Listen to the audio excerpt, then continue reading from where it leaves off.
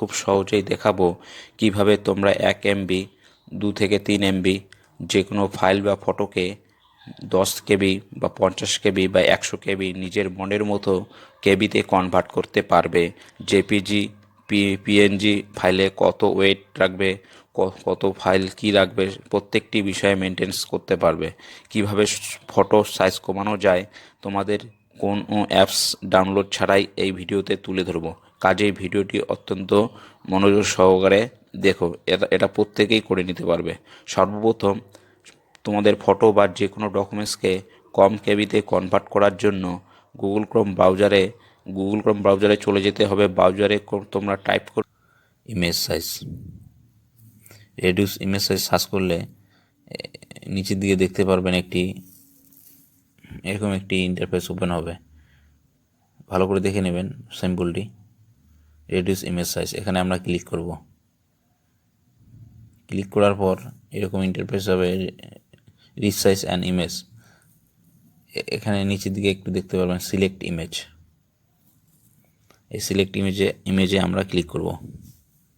Click করার পর আমি আমার ডকুমেন্টসটা বা ফটোটি আমি আমার ফাইল থেকে নিয়ে নেব। এই ফাইল অপশনটি দেখতে পাচ্ছেন।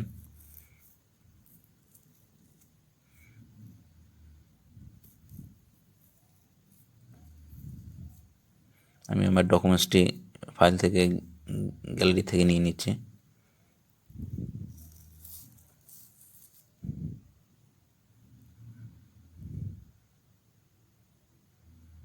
এরপর নিচের দিকে একটু স্ক্রল ডাউন করলে দেখতে পারবেন ওয়েট, হাইট সমস্ত কিছু রয়েছে। এখানে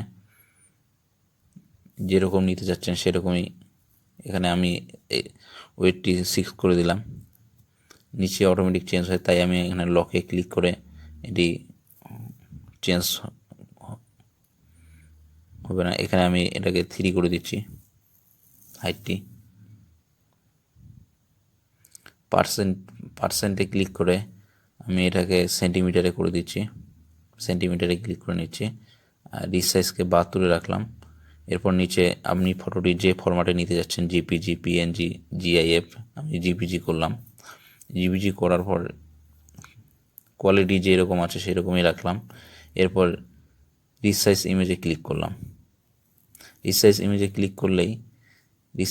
ক্লিক করলেই দেখতে পারবেন আপনি আপনার ফটোটি অর্থাৎ কেবিতে পরিণত হয়েছে। অর্থাৎ 43 KB এখানে আমার ফটোটি নিয়ে নিয়েছে। এটিকে আমি আবার বাড়িয়ে দিব, এমবিতে নেব। কোয়ালিটি আমি এখানে 100 করে দিচ্ছি।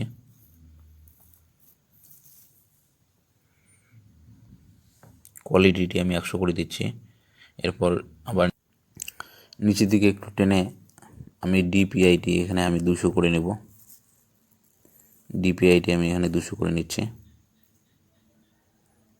200 করে নিয়ে আবার রিসাইজ ইমেজে ক্লিক করলাম। ক্লিক করলে আমার দেখতে পারবেন আমার ফটোটি এখানে কিন্তু এমবিতে পরিণত হয়েছে, 1.17 MB।